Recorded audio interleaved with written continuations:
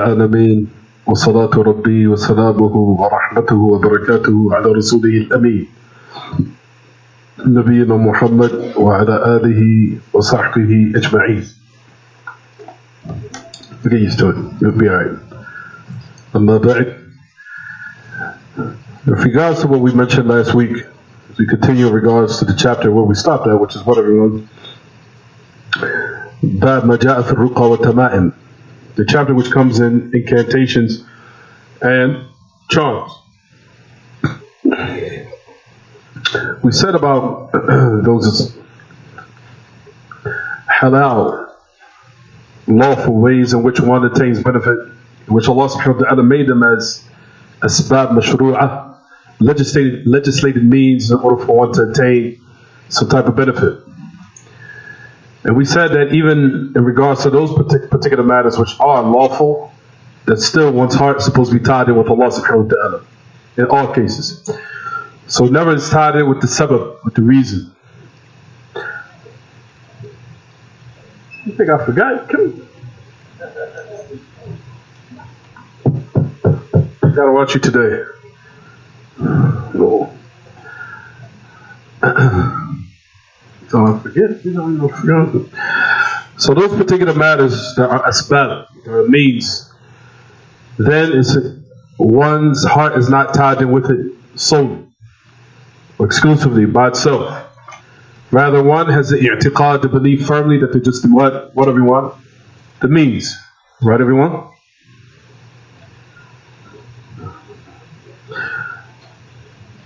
So you will knock this over accidentally. So we said those means in which the hadith of Abdullah ibn Ukaym is where we stopped our last class, explained it. The Abdullah ibn Ukaym, which we extracted from it, was three categories, which the first one was what everyone? That which is, or one's heart is tied in with it totally to the point where what? It negates one's Tawheed, it negates his Islam. Totally.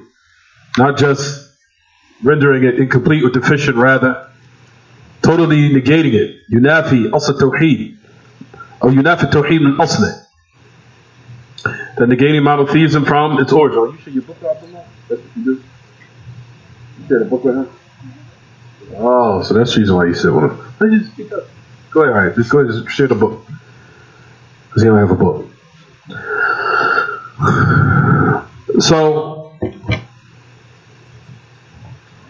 the hadith of Abdullah ibn Ukaym, we said that the first category, what we said, when one's heart is connected with something, where the monotheism of the individual is totally negated, rendered null and void.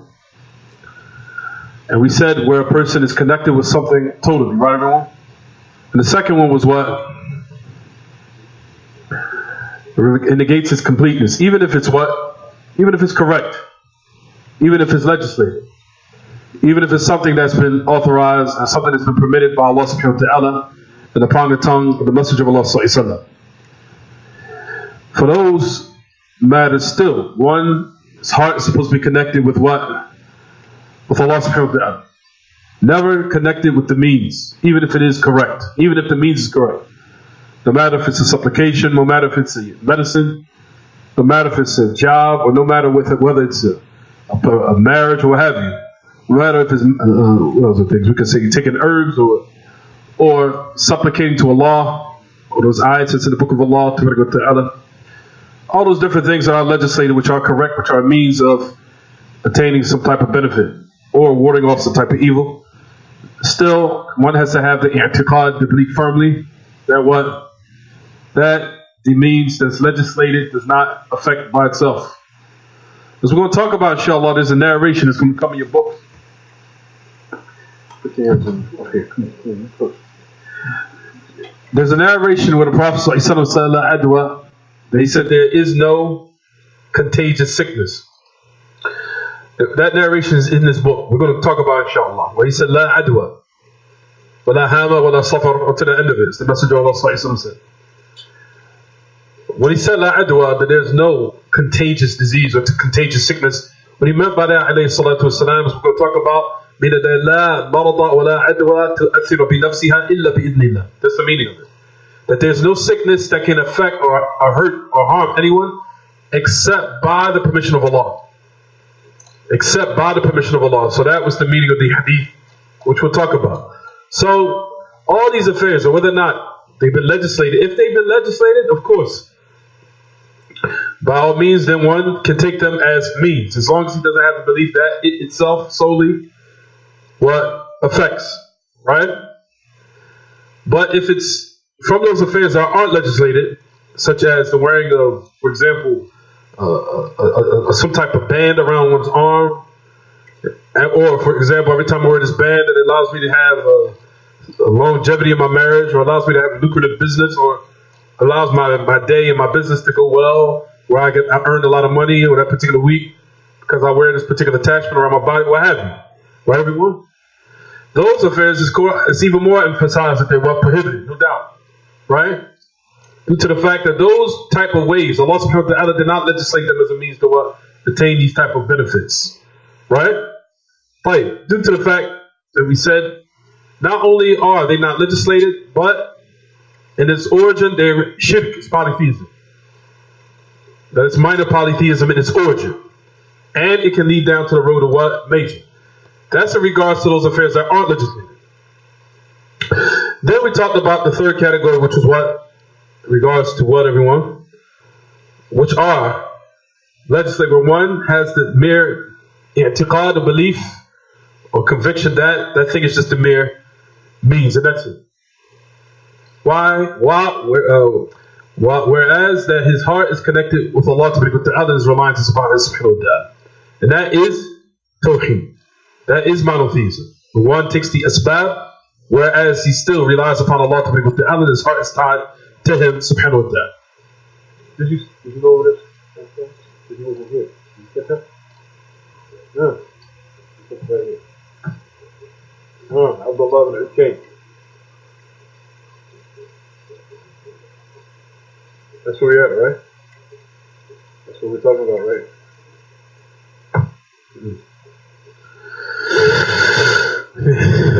G. So that's what we said in regards, just to sum up a bit of what we took from last class. Then we move on to the next narration, where it says, التمائم شيء يعلق على الأولاد يتقون به العين. شيء يعلق على الأولاد يتقون به العين. Something that is attached upon or hung on children, in which they utilize as a way of what? Warding off the evil eye, or used as a protection from the evil eye. Are we on the same page? Or does it say that in your books? Oh, okay. Genius. So something that's hung or attached to children, which they use in order to what? Protect them from the evil eye. We said that the tama'im, or hanging or attaching the Quran,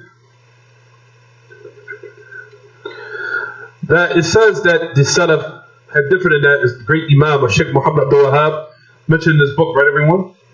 Doesn't it say that?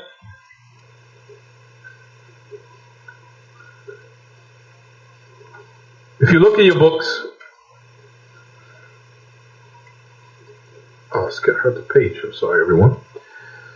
If you look in your books, it goes to the next hadith in which she said that the Salaf had said, or was mentioned that some of the Sahaba had different in regards to what? Hanging of a charm that has in it some ayats in the Quran written in it, or something of the Quran inside of that charm. That's what it says in your books. Does it say that?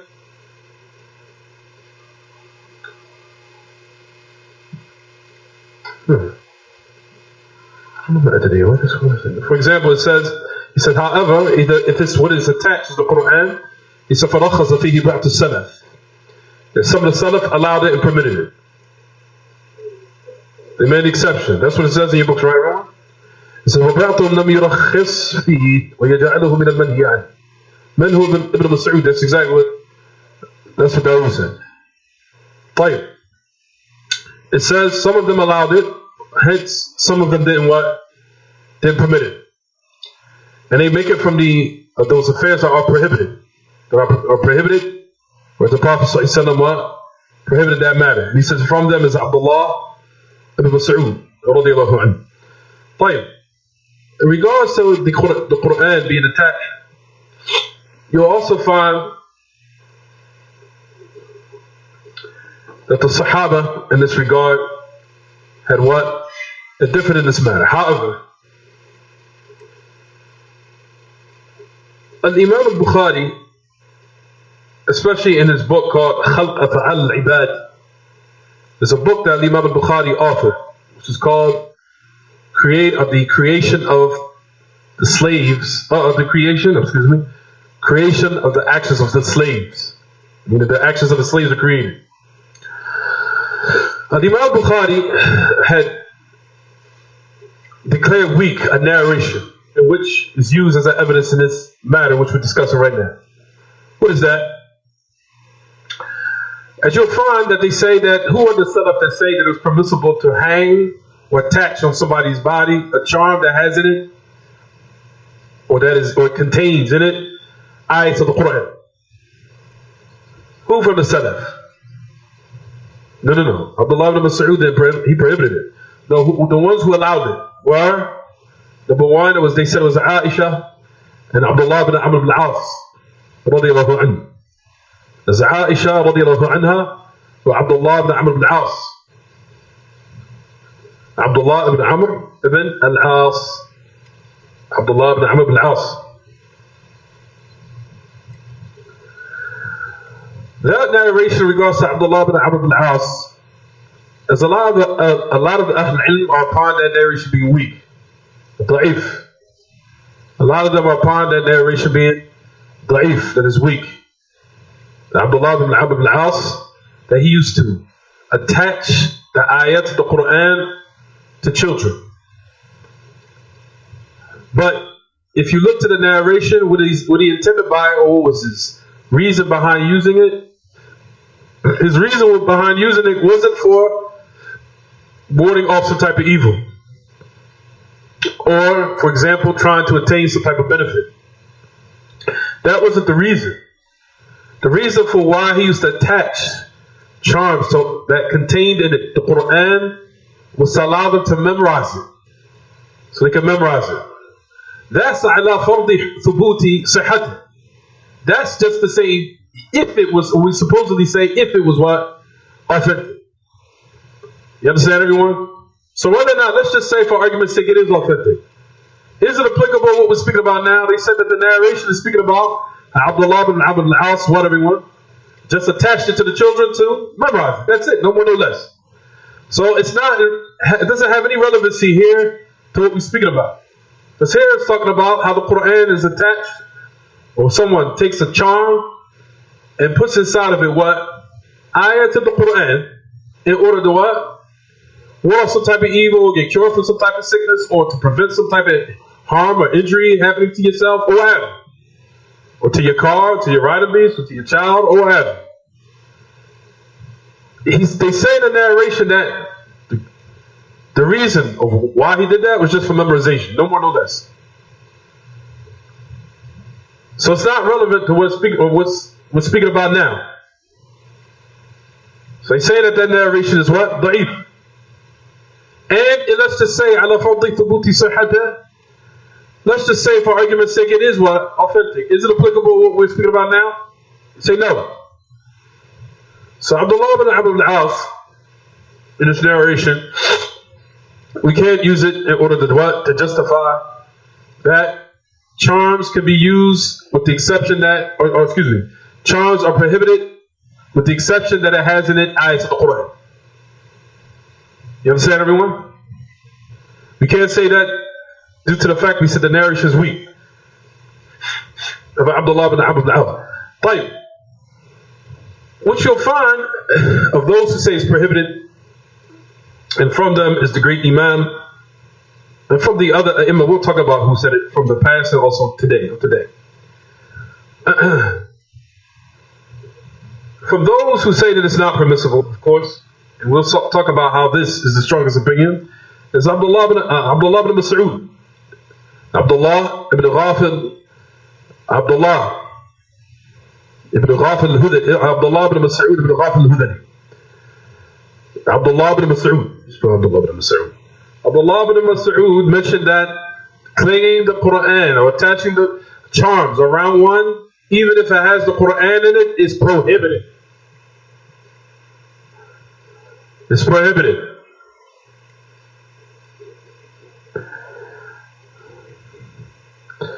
And it wasn't just Abdullah ibn Mas'ud, it was also Abdullah ibn Abbas, and other than him, and Uqbat ibn Amir, and Abdullah ibn Ukaym, and a lot of group of the Sahaba.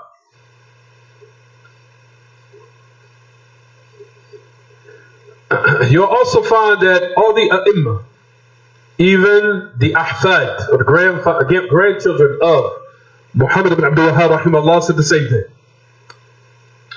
From them, from his grandchildren was Sulaiman ibn Abdullah.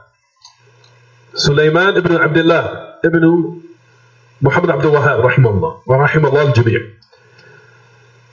Sulaiman ibn Abdullah, kitaab-attawheed, sahib kitaab-attawheed, al-Aziz al-Hamid. The one that also in another next explanation of kitaab-attawheed, which is called this book right here, Taysir al-Aziz al-Hamid. Anyway, he is another one that explained kitaab-attawheed, which is from the grandchildren of Sheikh Muhammad Abdul Wahhab. Said that was correct, even if the attachment has in it Quran, is prohibited. And from also, likewise, the one who also explained the book, Fath al-Majid, same thing. Fath al-Majid, which is by Abdurrahman ibn Hassan Ali Sheikh.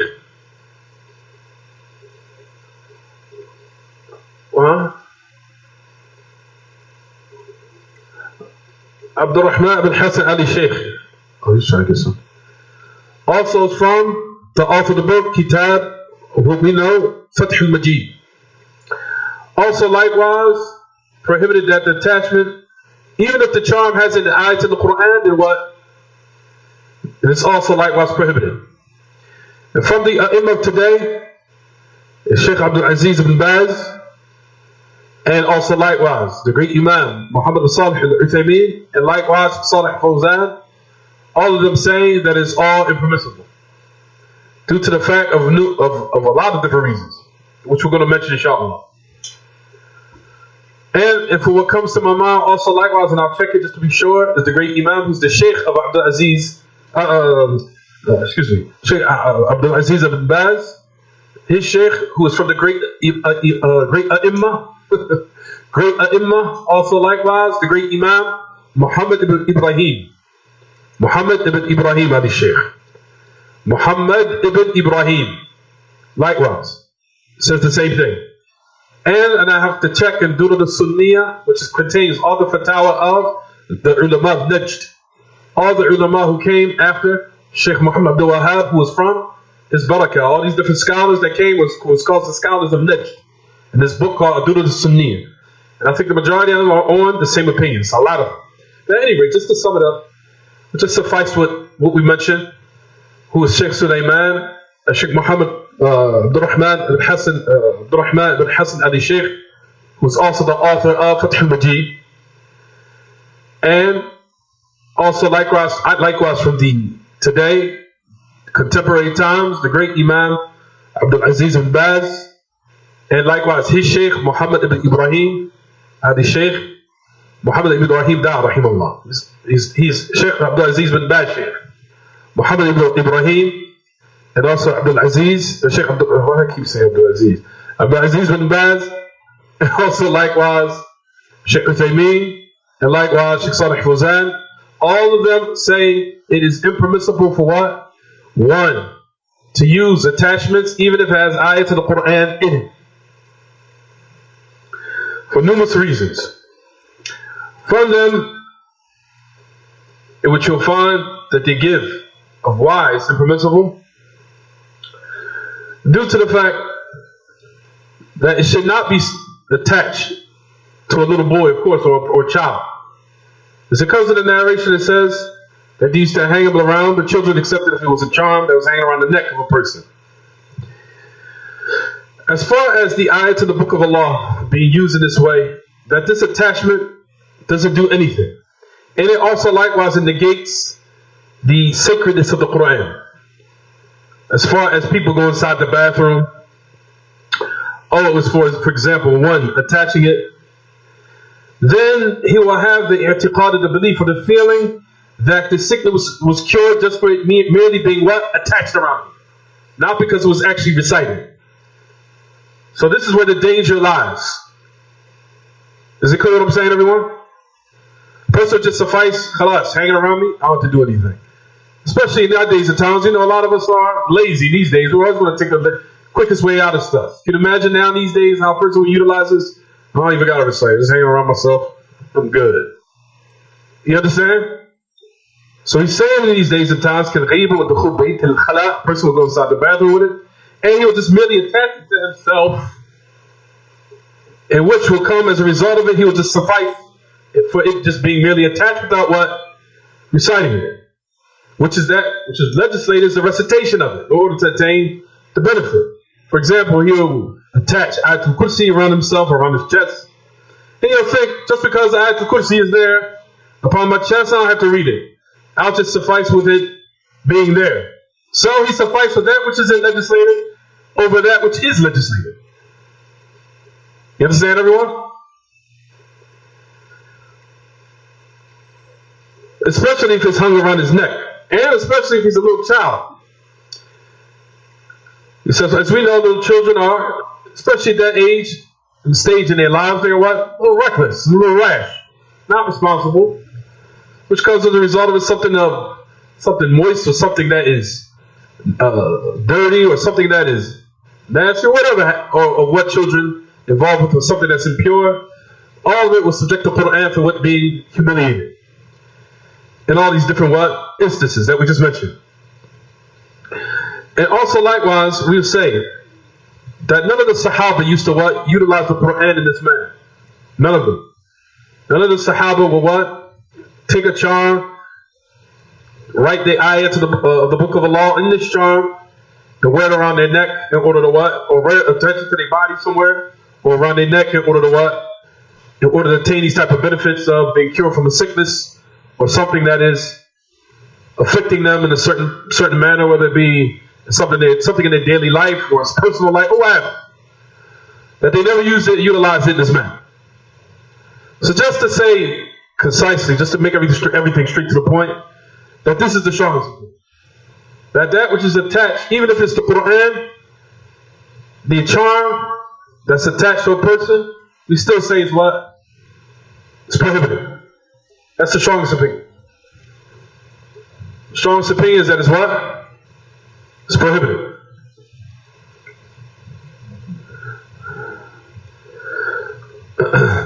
So then we go on to say الرقى هي التي تسمى العزائم وخاصة منها الدليل ما خلا من الشرك. As we know, the Prophet ﷺ did say, we're going to talk about inshallah. Now, some of the Sahaba had asked the Messenger of Allah ﷺ about incantation. And he said to them, اعرضوا علي رقاكم لا بأس بالرقية ما لم تكن شركا. The Prophet ﷺ did make it clear. He said ﷺ that they used to use incantations in Jahiliyyah. So the Prophet ﷺ said, show me your incantations. There's no problem with it as long as it's not what? Polytheism. So this narration clearly shows that what? That they are from incantations or from recitations that is authentic and one can use it. As long as it's derived from the Book of Allah and the Sunnah of the Prophet ﷺ. And it's authentically reported upon the Prophet ﷺ, that is what? So is it wrong? Is it prohibited? No. Rather, one can what? Use it. In a lot of numerous instances, for example, the dua of the Prophet ﷺ, so many supplications, a lot. There's a lot of them. You can read Surah Al-Ikhlas along with the what? The Mu'awwidhatayn before you go to bed at night. One of the clearest narrations to show you can do incantation is when the Prophet ﷺ did nafth. He blew in his hand right before he went to bed, where he recited Surah Al-Ikhlas and Surah Al-what? Al-Falaq and Surah Al-Nas. Then after that he what? Blew in his hand lightly. I know hawk spit. Blew in his hand lightly and wiped all of his body as much as he was able. Right, everyone? That's the type of incantation. Because you're blowing it. You understand? That's the type of nafth in which the Prophet ﷺ did before he went to bed at night. That's the type of incantation. It is. It's a type of ruqya upon oneself. And also likewise, like we talked about, the many narrations of what happened with Abu Sa'id al-Khudri and other than them from the Sahaba.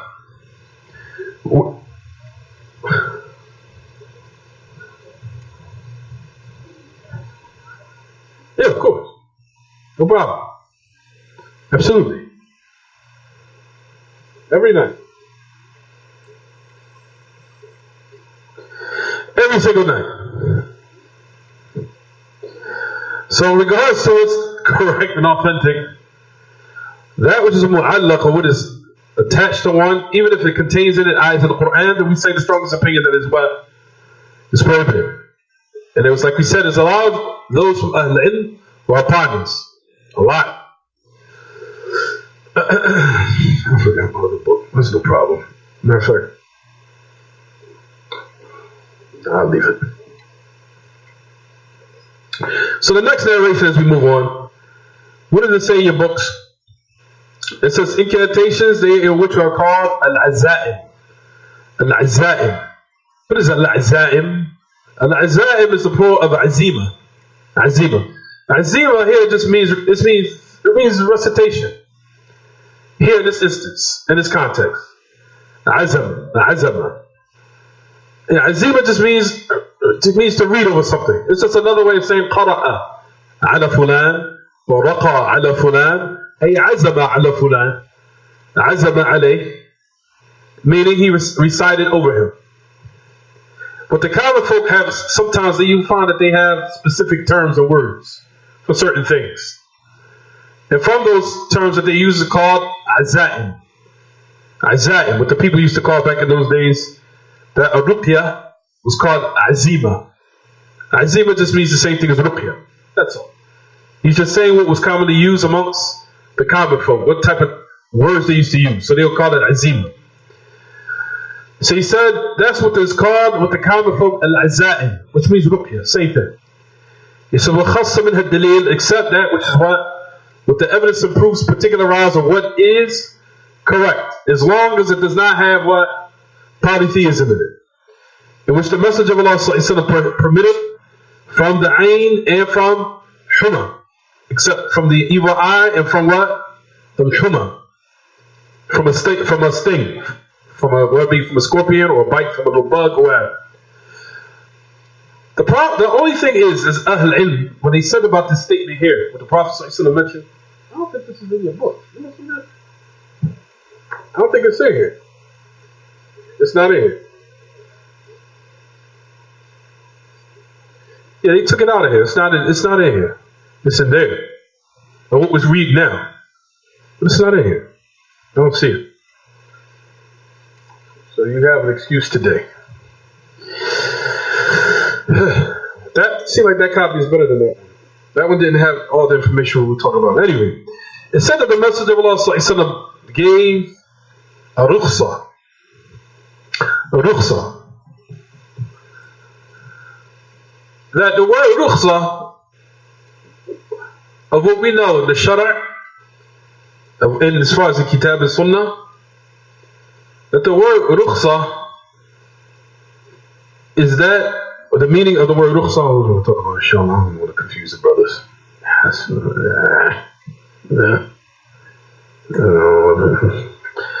The word rukhsa is that what comes, matter of fact,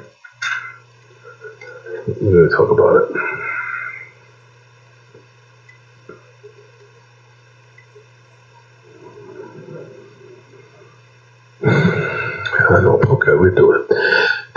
rukhsa is the opposite of the word. It's going to confuse everyone because I just said it. Azim. That which is azim, or that which is has azm, or that which is azim. Basically, the word azama has a lot of different meanings. I don't want to confuse everyone. But rukhsa, it gives the, as even Sheikh Salih Fawzan even mentions about this, he says it gives the meaning that is as if in the origin of this matter it was prohibited. Then something came over as an evidence to now allow in certain instances for it to be what? Prohibited. For it to be used. So in its origin, all of it is what? Haram. Then it says rukhsa. You understand what I'm saying, everyone?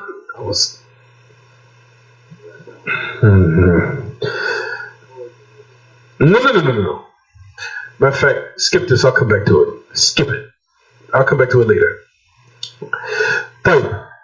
Notice that he said in this book here, if you look at your books, it says the Messenger of Allah allowed it and gave a permission in this matter from the ain, from the evil eye, and what? And from a poisonous sting, or from a sting. What did we say about this though? If we go back to the hadith of the Prophet ﷺ, we said that there's no ain, or there's no ruqya, except from what? The evil eye or a poisonous sting. What did we say the meaning of the hadith is? What was the meaning of it though? Exactly.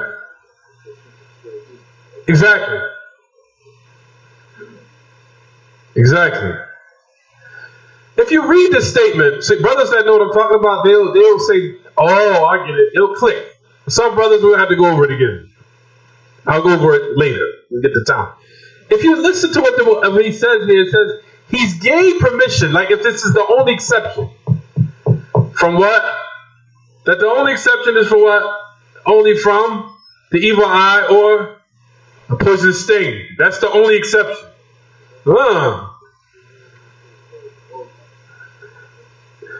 Just stay with me. Just know that this statement, as Ahl Ilm have come behind the great Imam and add a little bit more clarity to it. So that you know, it's not just ruqya is not only just used for these two affairs. It's not. It's used for this affair and other than that. It's used for the evil eye, and it's also used for what? Poisonous sting. It can be used for these things, and it can be used for other things. Right, everyone? It could be used for pain in the body that you feel, and you put your hand, you feel a fever or what have you, any pain in your body or discomfort, one can what? Use ruqya. Due to the narration that shows that the hadith of Uthman ibn Abi al-As. Now, it's Uthman ibn Abi al-As. We said that he came and جئت إلى النبي صلى الله عليه وسلم فكان بوجع كاد يبطلني فقال النبي صلى الله عليه وسلم لي فقال لي رسول الله صلى الله عليه وسلم فقال لي رسول الله صلى الله عليه وسلم قل بسم الله ثم بعد ذلك قال ماذا قل أعوذ بعزة الله وقدرته من شر ما أجد أحاذر 7 مرات. The Prophet ﷺ said, he says, I had a pain in my body. He said to the point where it was about to what? To the point where it was about to yubtiluni, like it was about to render me for not even moving. It was that pain. It's a pain in his body. So he went to the Messenger of Allah ﷺ. The Prophet ﷺ said, say Bismillah 3 times.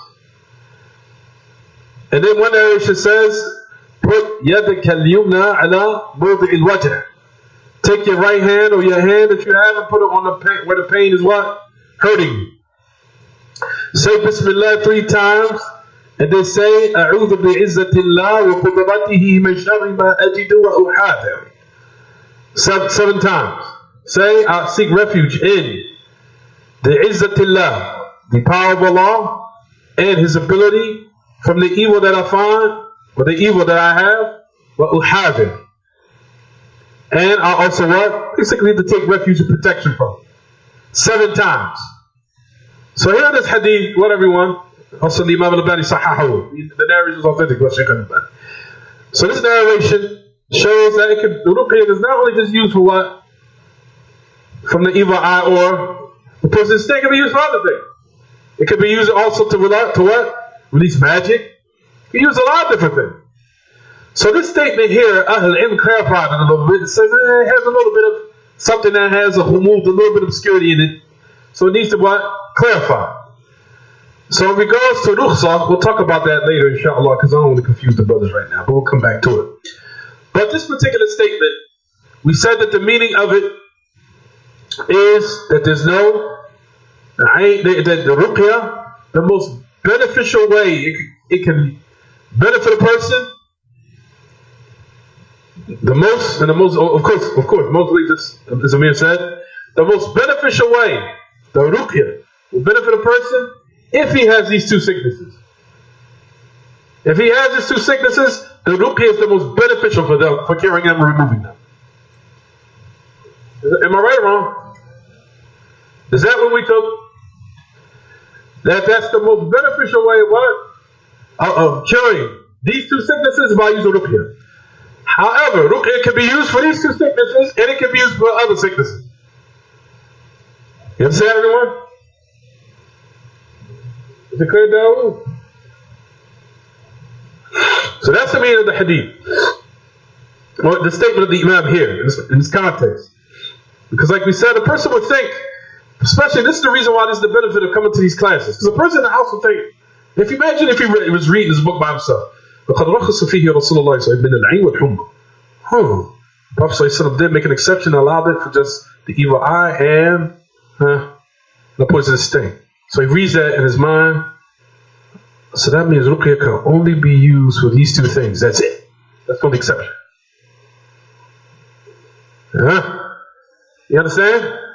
So that's the benefit of coming to these lessons. So you can now get the proper understanding. And know that this statement, Ahl Ilm had to put some little more clarification in it. You understand? So it's not the fact that it's just used for these two sicknesses and that's it. It's used for these two sicknesses, or rather it's the most beneficial for these two sicknesses. However, it can be used for other things. So no one get the wrong impression or the misunderstanding. That's just restricted for these two sicknesses only. That's very important. Or else you read this book in your house. Oh, I ain't got to go up to the Ar-Razzaaq class. Oh, forget him, but stupid Salafi. I ain't got here to go to the masjid-arrazzaaq in Delaware. Who cares? Stupid behind him. Who care behind him? I studied missiles for 6, 8, 10 months. Who needs him? To the end of it. So who forget him? I'll sit in my house, I'll chill, and I'll read. Who cares? Right? Fine. So now you get somebody from the common folk that listens to that nonsense. And he's sitting there reading it. Yeah, you only can use it for the what? For the evil eye and the sting. Yeah. Then he comes out and you come and say, oh man, that's only good. You can use ruqyah only for two things. That's it. And you're telling them, no, you can't. It can be used for other than that. Who did you get that from? Well, I read it in the book. It's here. So you read it, and then you read the other statements of Ahl Ilm clarifying that this statement by the great Imam, rahimahullah, wa asabahullah, may Allah reward him, that they had to put a little bit more clarification in that particular statement. You understand? So now in regards to the permissibility of a ruqyah, now listen to what, there has to be certain conditions for it, of course. Because there's a lot of weird things that take place in which people try to add to this affair, which has nothing to do with the religion. So the first thing, number one, where's Evie? Oh, there he is. Number one, رقم واحد, number one, that the one has the belief, he has a firm conviction in belief, firm belief.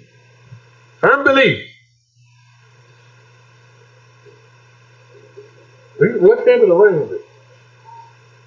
Oh, okay. It seems like you're right-handed, but it looks like you're supposed to write with your left. Go ahead.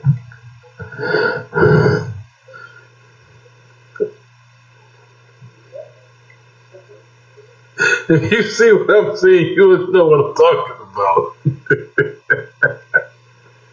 Read the first one is that he has the firm belief that the ruqya, that he has the firm belief that it does not benefit by itself. Okay? That's number one.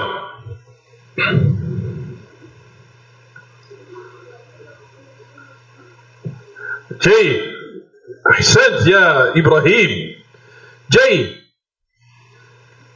right now, if I was to make dua, if I was to use let's just say,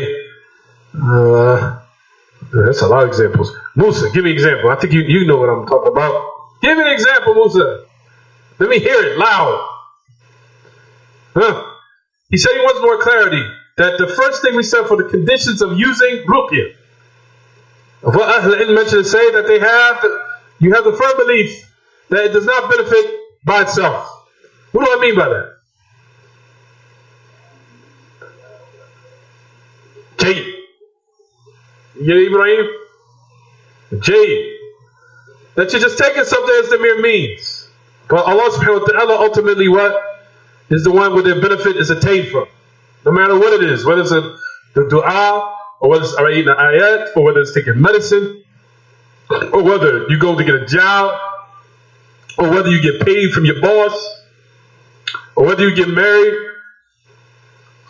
All these things, in order to attain children through marriage, but ultimately, the affair goes back to Allah, even though we've been commanded at the same time to put forth the reasons and the means. We've been commanded to do it. But ultimately, if the results happen, or if they don't happen, then we know the affair finally, ultimately went back to who? Allah subhanahu wa ta'ala. Got everyone? Jay. You understand? You'll be up here too next class. طيب. I want you to try to fill, so you تحاول تفر من الدرس الأسبوع القادم. You are trying to go away. Hey man, I ain't coming next week. طيب. So, that's the number one. Number one is that you believe that what? That the ruqya does not benefit by itself. For example, a person now was reading over you ruqya. But we said in its origin, to seek a ruqya, to seek for someone to recite over you is what? Is hated. Right, everyone? To ask. Even when I was overseas, even Shaykh Abdullah al-Bukhari, when he was clarifying this, he said that the origin is that the Muslim reads and recites upon himself. That's the asl. It's the origin. Say it again. That's the best that way, no doubt, because you're relying on yourself. You're not begging. Because asking someone or seeking ruqya, in it, as they say, فِيهِ نَوْعٌ مِنَ السُّؤَالِ. In it is a type of asking and begging. And we know that from the sifat of the mu'min is that he does not what? It says he does his best not to what? To beg and ask. So in this regard, number one, if someone's to recite over you or read over you an ayat from the book of Allah, or if someone was possessed by a jinn, possessed or what have you, then you still have to have the i'tiqad, the belief that the ruqya is just a mere means. But however, the actual cure and the remedy took place by Allah subhanahu wa ta'ala. You understand, everyone? And that's in all of our affairs in our life, generally, without any exception. So that's number one. Number two, the second one is that this ruqya that you're using, it doesn't go against the kitaab-attawheed. لا يخالف الشرع. كما إذا كانت متضمنة دعاء غير الله كالاستغاثة بالجن ونحو ذلك وما أشبه ذلك فإنها محرمة بل شرك. Number two is that it does not contradict or oppose the kitab-attawheed. For example, that an incantation or a ruqya contains dua other than Allah, or for example seeking help with the jinn, or that is written in, as we'll talk about and we'll bring these statements of Shaykh al-Islam Taymiyyah, And also Imam Nawawi, what they mention in this regard too. For example, they say that al-alfaz al-a'jamiyya should not be used either. Al-alfaz al-a'jamiyya, meaning those foreign type of languages that should be in Arabic. And it should not be what? For those alfaz al-a'jamiyya, for those foreign languages, that's extremely strange. Where they give examples, for example, something real strange. Allah, Allah, Allah, Allah, Allah, Allah, Allah, Allah. It's just strange wording. It's absolutely strange. All that is what? Prohibited. You cannot use that whatsoever. Especially if it contains this type of what? Type of words. There are al-alfaz al-a'jamiyya. Like foreign words from foreign languages. You understand, everyone? So, using the jinn, or using foreign words, or using, for example, words that are not from the Arabic language, or what have you, except or the exception that a person does not know the Arabic language, then he can read a particular dua in another language, because if he's not able to do it in Arabic, of course he just does it in the language that he can. That's the exception. Jinn. But as far as using the jinn, or using some strange languages, or some strange words, or some strange patterns, or some strange type of papers that are wrapped up, or all these different types of ways, are all prohibited. Reporting the person's name, and then writing all the attributes of Allah. And then Shaitan uses different ways to try to so-called decorate it with names of Allah around, writing your name 10 times, then wrapping it up in a paper and then throwing it somewhere. And you'd be surprised at some of the strange things that are done by people. Strange. You understand, everyone? So those matters are all what? Prohibited. So, number two, we said that it doesn't oppose the what? The Quran and Sunnah. For example, like we said, that the type of ruqya is used by the ayat of Allah, or the names of Allah, and His names and His attributes, and all those affairs, supplications, which the Prophet ﷺ that's been authentically reported, all of them. And, for example, like we just said, as long as the person doesn't use, of course, seeking help with the jinn, and all those other weird, strange things that people utilize in the deen, called ruqya. But in actuality, it's just either an aspect of polytheism, or it's just mere bid'ah. And at both instances, they are both prohibited. But if it's shirk, then it's even more worse. Of course. The third condition is, he said that it has to be what? Understood. It has to be clear in its wording. Understood. It's known what the meaning is.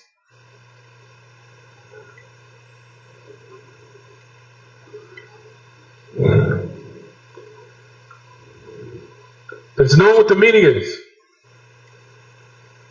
And I just gave an example of that. So it doesn't have those weird wordings like tarkaden, or some strange words that can't be pronounced, or has different names of Allah being mentioned 1,000 times. Allah, Allah, Allah, Allah, Allah, or half of Allah, Allah. You would be surprised. A lot of people think it's funny, but this takes place. Or who. You understand, everyone? Those type of affairs, like we said, all of them are what? Prohibited. They're not known. The names are strange. The pattern is strange. There's nothing affirmed, nothing in kitab, or nothing in sunnah. It has to be understood. Clear. The meaning. Oh, here's it. That a person has to believe that it does not homicide. It's done. That person has a belief that does not benefit except by itself. Jayyid. So those are the matters in which, like we said, ruqya is prohibited. Or where it's permissible, excuse me, I'm sorry. Now we go back to what I wanted to read today. It was a nice question that was asked. It was asked the great Imam Rabi' ibn Hadi Madkhali about ruqya. He said they asked him the question, What is the meaning of the hadith of the Prophet ﷺ that there's no problem with incantations as long as it's not polytheism? So he said there's no problem with incantations as long as it doesn't have polytheism. He gave an answer because there was a certain type of action or something that was done, and he was asked by some of the people who were giving him questions, and he said something real strange to him. So it seems like he dipped off and started focusing on this matter. Like, for example, people would take fragrances, a good smell of fragrances, they'll put it on their private part, or they'll put it on their backside, or things of that nature. And he said that these affairs are not from what's permissible at all. So I told you, Shaitan will come to make some people do some strange things. Shaitan is tricky, especially with certain people doing some strange things.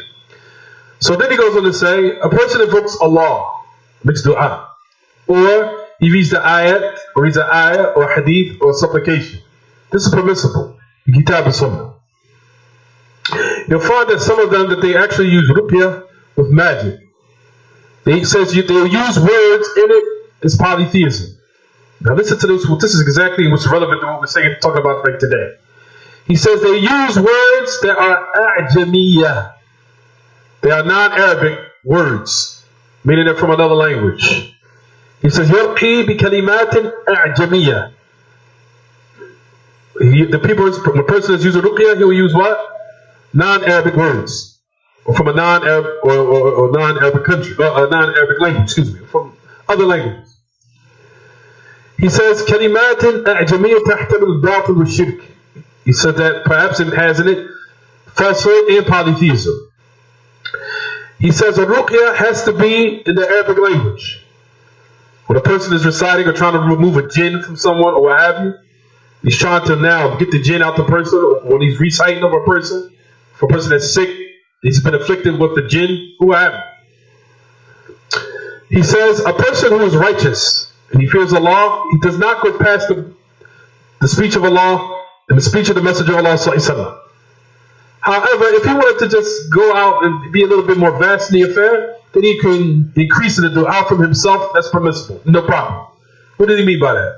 Meaning, like, for example, when he's reciting over a person to get the jinn out of him, he'll say, for example, get out, or adu Allah, get out, enemy of Allah, or may Allah subhanahu wa ta'ala humiliate you. Get out. This is not permissible. Things like that. You'll find that a person, when he does a type of exorcism, for lack of better words, when he wants to perform that, then you'll find that they sometimes say that. And that's from themselves, like, get out, oh enemy of Allah. Ukhruj ya adu Allah. You understand? He said, no problem. But he says, however, the person who's truly righteous doesn't go past the book of Allah or the speech of the Messenger of Allah. And if he just increases a couple of words from himself, then no problem. It's permissible.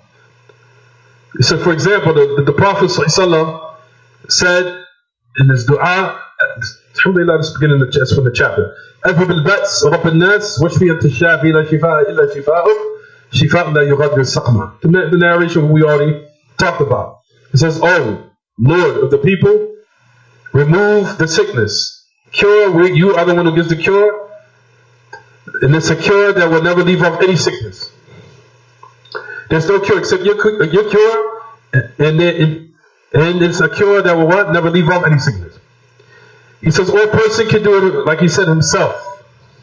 And he says, Bismillah 3 times. Same thing we just mentioned. He says, أعوذ بعزة الله وقدرته من شر ما أجد أو حاضر 7 times. We already talked about that, right, everyone? He says, and wallahi, he says, I advise the Salafiyin not to enter this affair. Meaning to make it like a business. And they start to go to the extremes in this matter. You'll find that a lot of people start to do that. To a point where they even put themselves forward as they're the main one that these affairs will go back to. You understand, everyone? He says, I advise the Salafiyin not to enter these affairs. Where now you start to take this like as a major business and opening it up as a business that you don't put yourself forward. No one put himself forward. He says, Al-Labani, Sheikh bin Baz, Sheikh Uthaymeen. He said, did they put themselves forward for these type of things? So the Salaf from the Sahaba, the Tabi'een, and all the Imam of guidance, and Ahmad, Malik, Shafi'i, he said, they didn't put themselves like this? No. He says, we say Salaf, and we're Salafiyun. He said, then we invent this type of matters. He says, the ruqya is permissible. However, it's not with these type of methods. He says, be those who follow the Sunnah in truth. Leave out these affairs in which he says he gives a bad to show you who is da'wah. It makes the what? It makes the da'wah brings forth, makes it like astaghfirullah, mushawwah, to show you da'wah. He said makes the da'wah look bad. So it gives it like it what? Makes it strange. And it also makes the what? To show you who ahlaha. And it also likewise makes Islam look what? Like it's something strange. Like it's something, what are you doing? You're taking this as a business. These affairs are to be what? Left off. I'm going to look at my dictionary after the class is over. If someone now comes to you to want ruqyah, you said to give it to him. Say, come to you and ask, okay, read over him if you're able to do it, or let him go to someone else. Khalas, leave it on. For verily the cure is within the hands of Allah. A person invokes Allah, and Allah subhanahu wa ta'ala inshallah will cure him. And also a person, if he's sincere, he will also invoke and use these authentic supplications, utilize it for himself. And Allah subhanahu wa ta'ala will make for him a way out. So we'll stop here. هذا صلى الله وسلم وبارك على نبينا محمد وعلى آله وصحبه. سبحانك اللهم وبحمدك أشهد أن لا إله إلا أنت أستغفرك وأتوب إليك. Any questions about the lesson?